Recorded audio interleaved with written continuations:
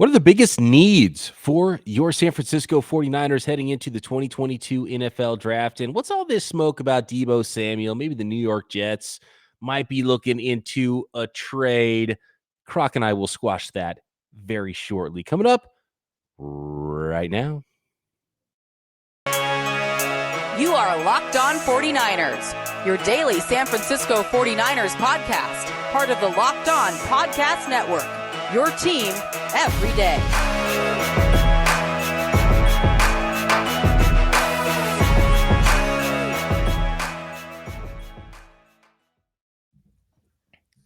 Welcome to Locked On 49ers. Brian Peacock and Eric Crocker with you. Not in the same building anymore. That was a one and done last week. Croc is back at home in Arkansas. I'm over here in California. Those Razorbacks out of the tourney. The Peacocks are out of the tournament. It was a fun run though while it lasted. Croc, that was a lot of fun last week, by the way, seeing you and having you in studio here at the Peacock Studios. And doing that podcast. We got to do that again. That was fun, man. Yeah, it was fun. And, went to a nice little bar, got to watch some college basketball, eat some good food, and went and record the podcast. A lot of people are like, wait, am I seeing things? Are these guys together right now in the same room? So that was definitely awesome. I got to get a bigger chair next time, though. Because you're a little too low. I'm a little taller than you. I'm not that much taller than you. I think you're more than a little taller than me. Like you're taller than me by about 3-4 inches. So that's maybe 2 inches. You're just under 6'2". I'm around 6'4". Maybe a little over 2 inches or so, something like that.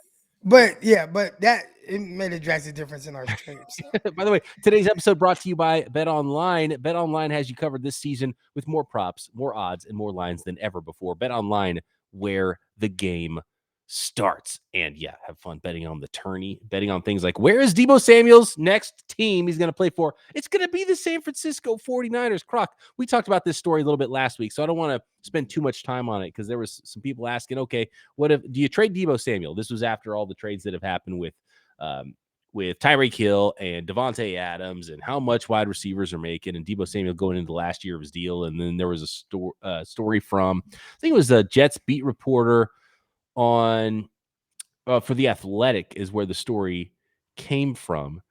And this is what it said. The Jets will have to address their wide receiver issue with a high draft pick unless another Hill situation arises. And the Jets apparently were in on Tyreek Hill, and it was either the Jets or the Dolphins. The Dolphins came in and swooped in and got Hill because Hill chose the Dolphins over the Jets. According to this report from The Athletic, a handful of star receivers are entering the final year of their rookie contract, including DK Metcalf, AJ Brown, and Deebo Samuel. The market is blowing up, which might make it harder for their teams to re-sign them. And according to reports, the Jets are monitoring those three players. Okay. They're not even calling about those three players. They're monitoring. What does that even mean, Croc? What is going on in the offseason? Things get kind of bananas. I think we could squash this one pretty quick. As far as Deebo Samuel goes, maybe the Seattle Seahawks are in rebuild mode and would listen on DK Metcalf, but I can't imagine the Titans or the 49ers, who are trying to win right now, would get out from under the last year of their receivers that have played really well for them.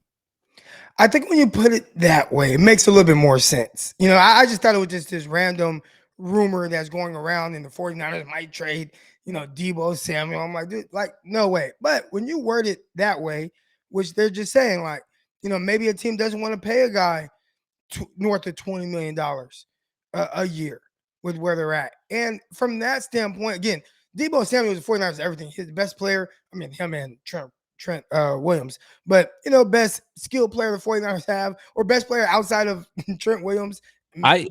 Including Trent Williams, including George Bosa. Kittle and Nick Bosa even this year. Nick Bosa is really good and really valuable for the 49ers. If I was ranking him, I'd put Nick Bosa first just because of the positional value and where he's at. And of course, Trey Lance, what he could become for the 49ers because quarterback is so valuable. But as far as the 2021 San Francisco 49ers is concerned, Deebo Samuel was the offense. Deebo Samuel was so far and away the most valuable player on the 49ers offense. Imagine what the 49ers offense would look like if Deebo didn't play last year. Imagine what that would look like. Oh, I don't want It's to not a imagine. playoff team.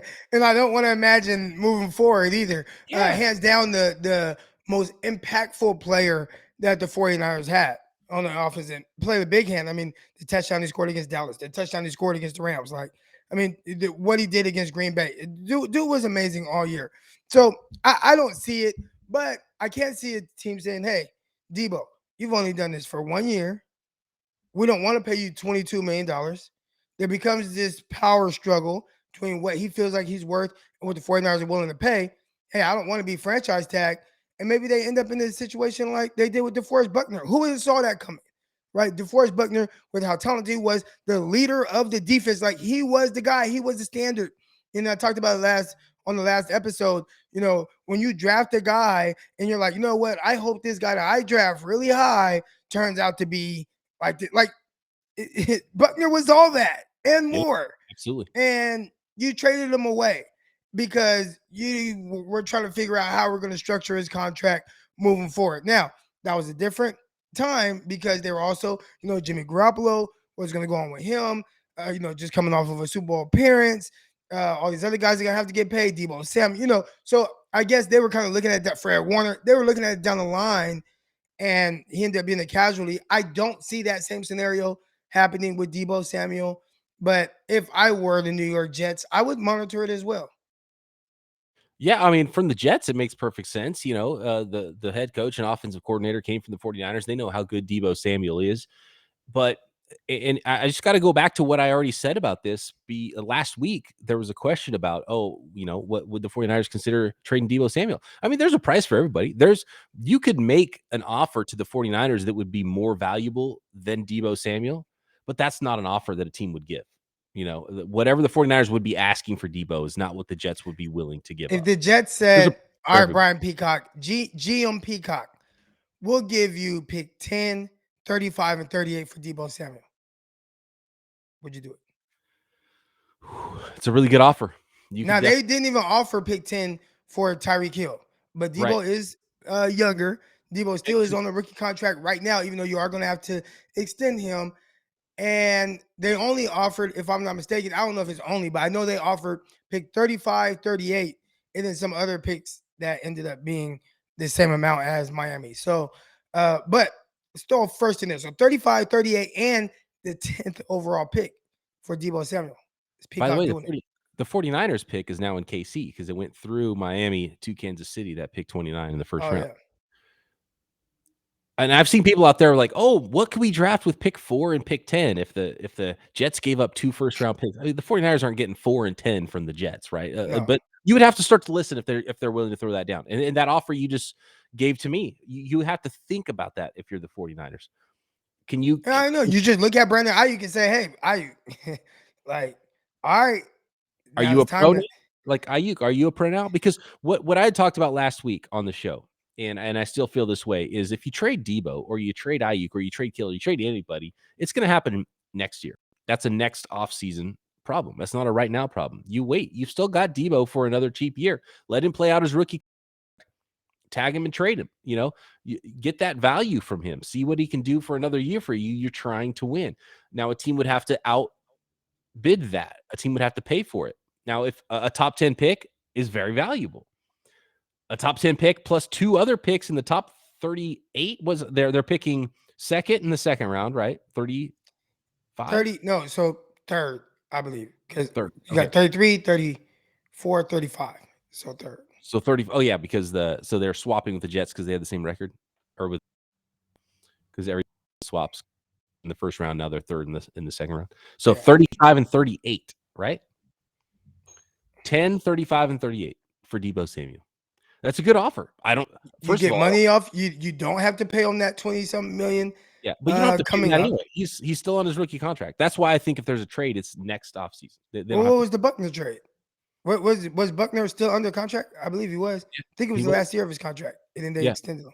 Yeah, which is why I didn't get it. They had him under contract. Why would you trade? They weren't up against it, but they valued what they got in return, and that would be way more than what they got for Buckner. Even, yeah, you could draft 3 wide receivers. You could draft a receiver in all 3 of One those. of these guys are going to work out. Yeah. You could draft Garrett Wilson and Treylon Burks and Christian Watson. You know what I mean? Would you take that? Would you take the odds of one of those 3 wide receivers hitting versus Deebo Samuel and getting the rookie contracts of all those guys? Yeah, I mean, First of all, I think that would be like, okay, we can actually have a conversation because you're bidding a lot right now. I don't think the Jets would bid that. no, they wouldn't give it up for Tyreek Hill, so they're not going to give it up for Yeah. Deebo. So that's the thing. They probably wouldn't offer.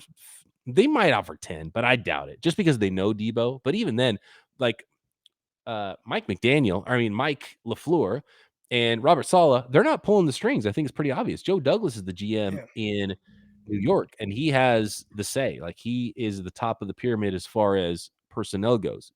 Saleh's the coach. Joe Douglas is the personnel guy. They're not going to do anything crazy for any of these players. The 49ers probably aren't answering calls. It's not going to happen. Doesn't make sense. They're not going to offer what it would take to get Deebo, but it would have to be an offer like that to get John Lynch's attention, in my opinion. And look, if something happens with Deebo, it's not going to be now. It's going to be next year. And it could be Ayuk instead of Deebo, because you can't pay both. If Ayuk goes off, if Ayuk has the season he had last year. And it's also a little bit odd that every player is like, okay, you had one good year and you want the most money that's ever been made by a human in history of the world. You know what I mean? Like, every player thinks that's like, oh, cool, I'm going to make $500 million now because I had one good year, right? And that's how looking at the other guys that we're talking about, right? Like, we're talking about Devontae Adams, Heisman, like Tyreek Hill. Those guys have been all pro several years, Pro Bowl several years. They've had multiple contracts. Like, this is their 3rd big contract. Like, those guys have really done it and done it consistently. And Deebo has that ability for sure, but he's just not there yet in his career. So if I'm a 49ers, that it would, and you know what it is. I mean, you got to pay players. They ball out, you got to pay them. But I'm pretty sure they would like to see Deebo do it one more time.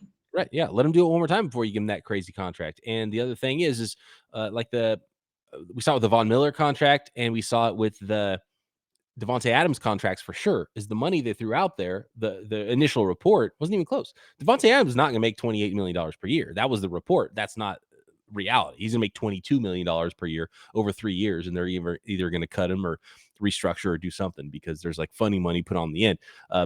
Von Miller's got a 6-year contract that he would never even come close to sniffing the end of that contract. It's like $50 million in a couple seasons at the end, because these agents are like, they want to puff their chests out. They want to throw that dollar figure out there. They want to call up Schefter and be like, hey, Schefter, we got $28 million average annual salary on this guy. And it's like, no, you got $22 million annual. So it's not even that crazy of money for Deebo. If he earns it again next year, you pay him and you don't worry about it. Maybe if things get difficult and Ayuk also balls out crazy and you're like, shoot, we got to pay. These guys are a year apart. We got to pay one. What does Ayuk have to do? Trade. What does he have to do? What does Ayuk have to do for you to say, who do we keep? Okay, hold on. Let me think about that. I need to ruminate on that. Plus, we got to talk about the needs now for the 49ers. Since we've been through most of free agency, what are the top needs for the 49ers in the NFL draft coming up? How about Built Bar? Croc? I dropped a few Built Bars on you while you were in town, by the way. I know you like the puffs. I saved some puffs for you. I didn't have your favorite flavor of puffs, but I had some good flavors in the box for you. And I had not tried that mint brownie, and it wasn't the puff. It was amazing. I like the mint brownie. That's one of my favorites, actually. That was the hardest one in that box for me to part with, because I like the old classic flavors more than the puff flavors. I know you're a puff guy, so mint brownie is really good.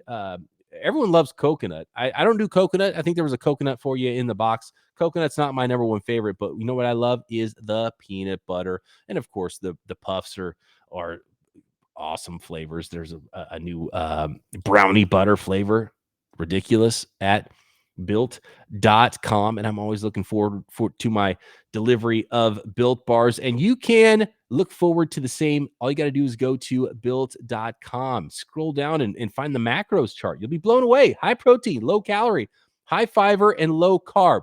Match it up with candy bars.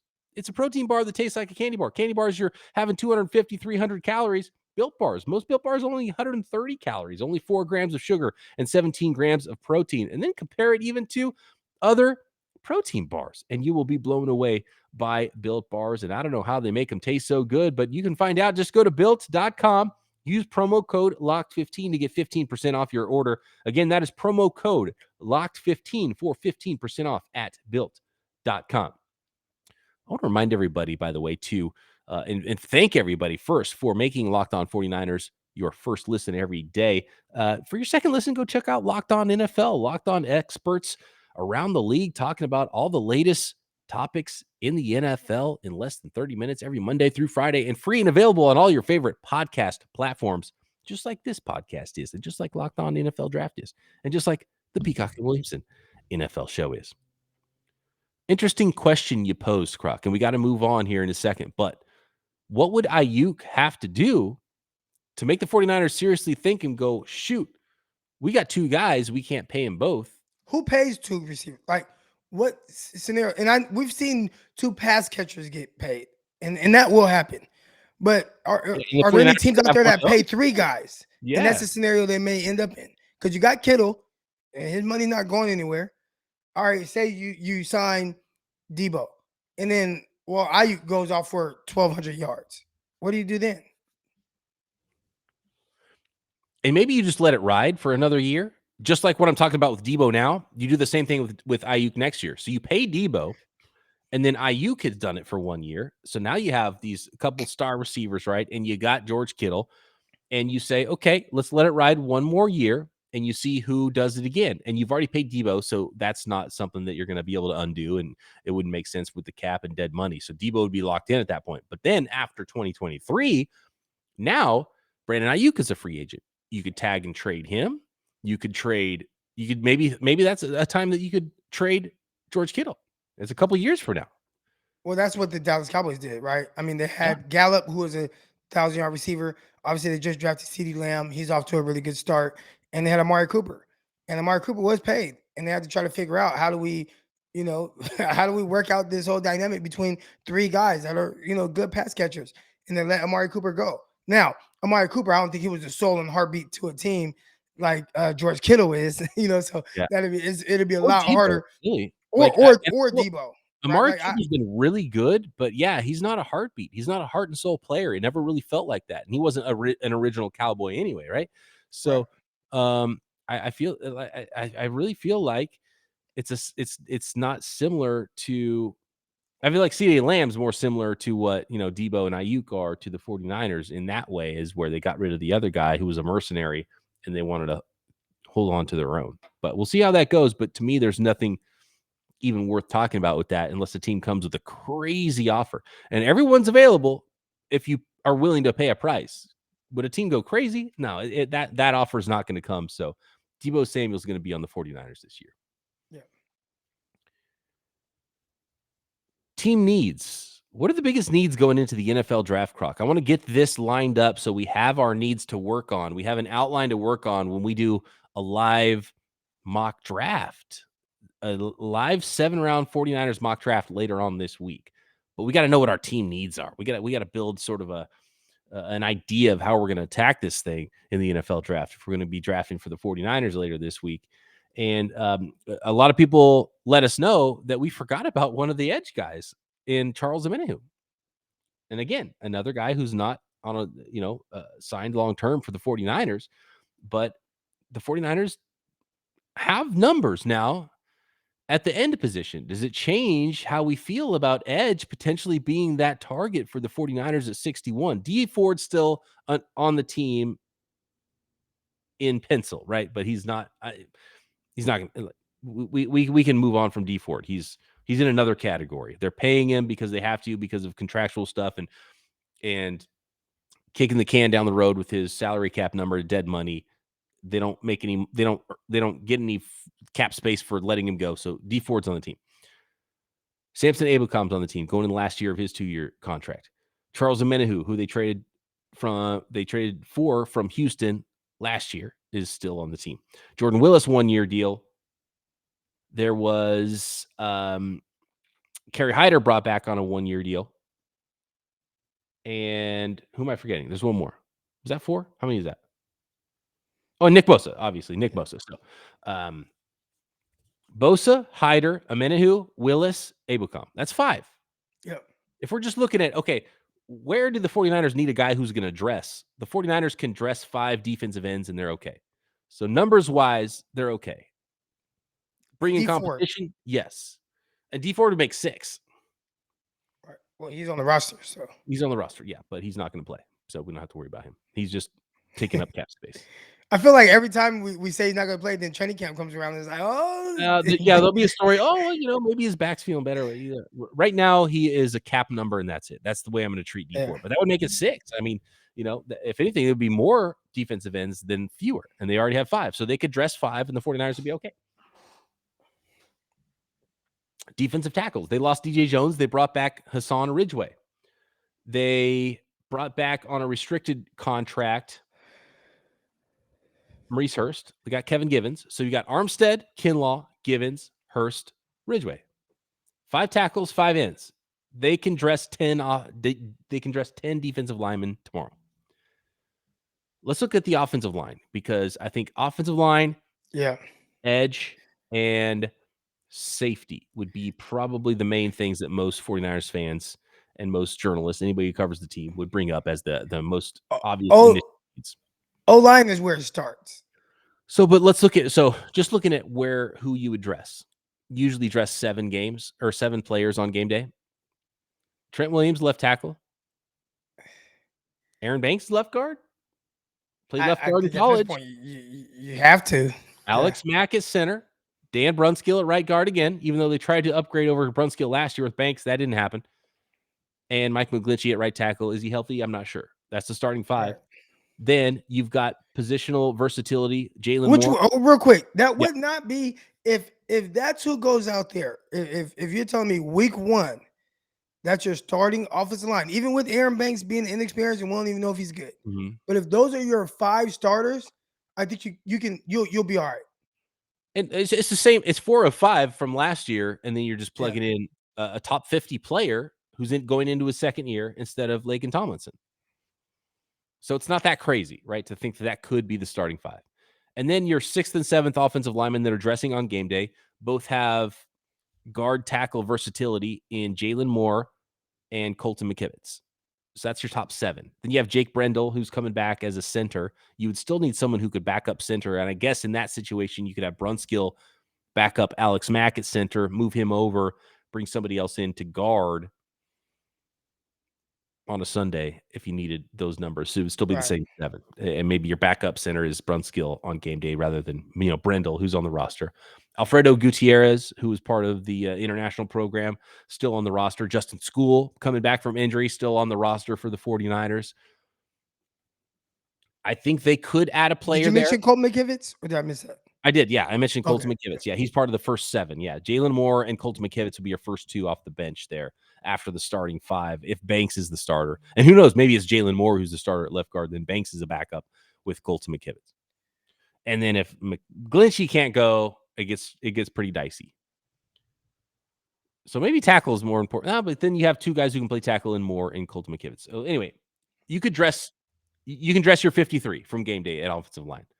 Let's go through some other positions next, then we'll try to rank those coming up. I want to let the folks out there know about Athletic Greens, though. Croc and I have been drinking Athletic Greens every morning. I've been on it every single morning since I got my Athletic Greens package, and I can't believe what the vitamins that I'm taking every morning are doing to me. This is not fake news here.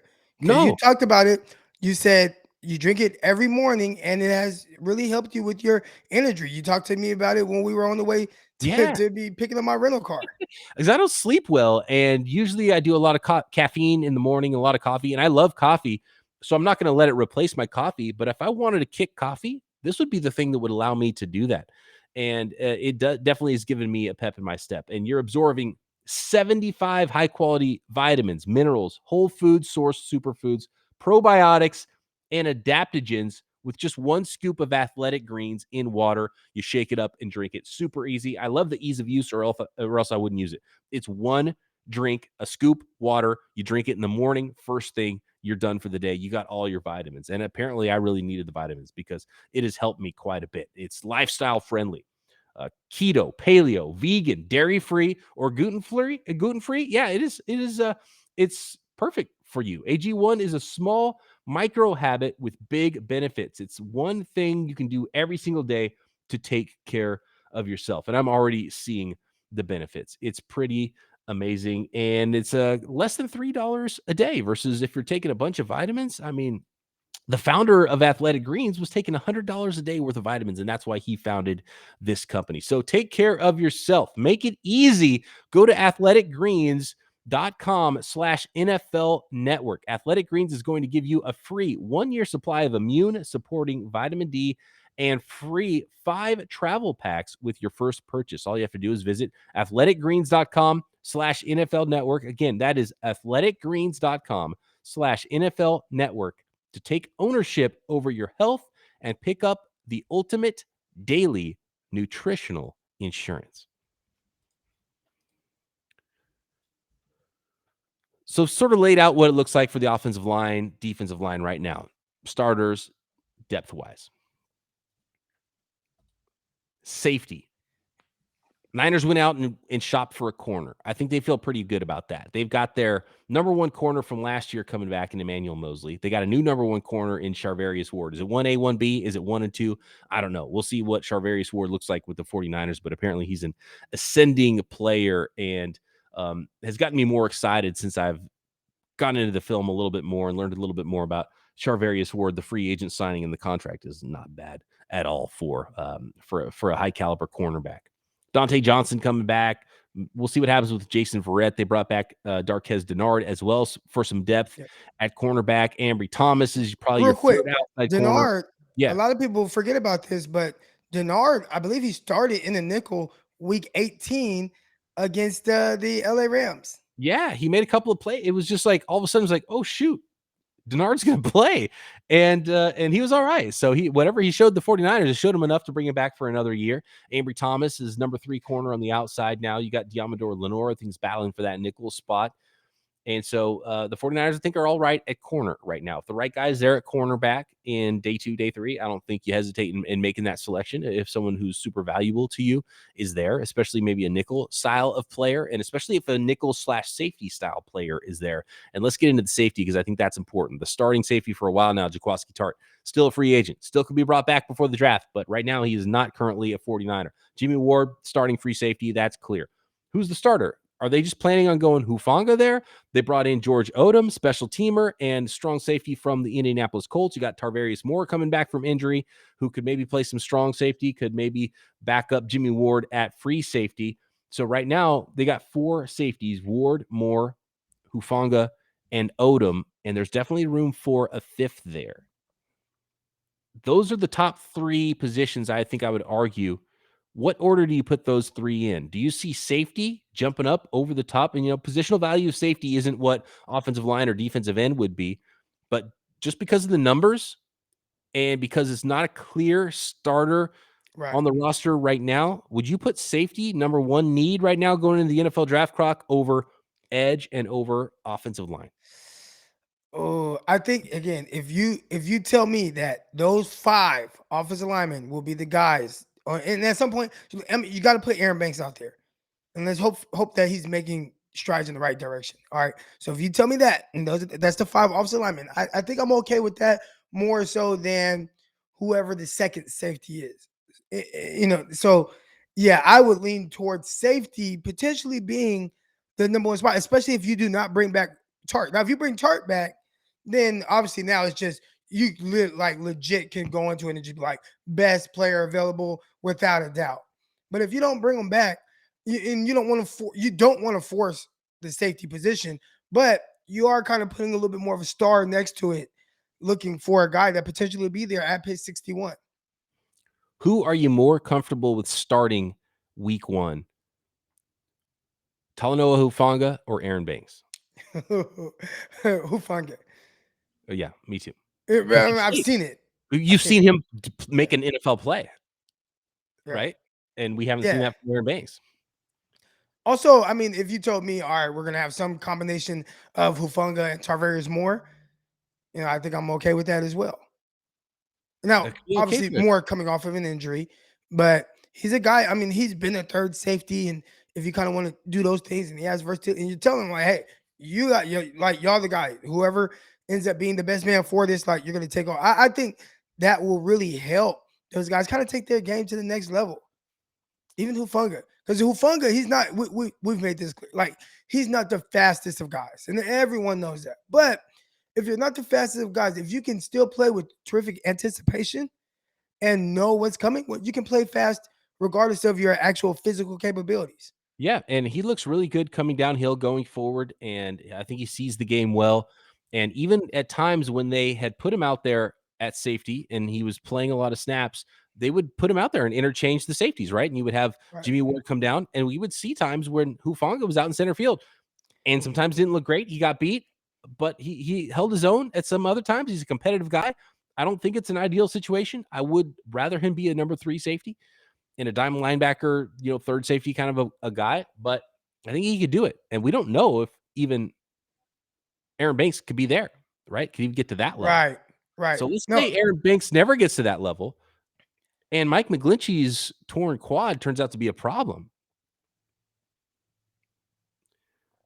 Is that a dicier situation? Is offensive line number 1 need going into the draft, safety 2, and then edge is 3? And what about the 4th need? I'm going to throw out wide receiver just because right now the 49ers have literally 4 wide receivers now because Ray McLeod, right? So they signed Ray McLeod, who's mostly a return guy, but has some slot value.